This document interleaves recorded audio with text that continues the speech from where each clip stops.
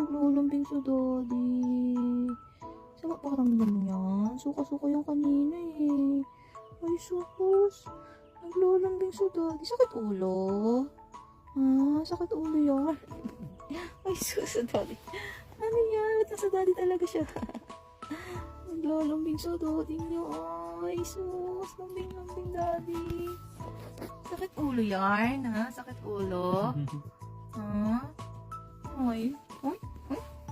Ay. Ay. Ay. Ay. Oh, basta na. Ha? Sakit ulo yan. Nakabantay siya kay Kuya niya Isis. Bakit na Kuya Isis eh?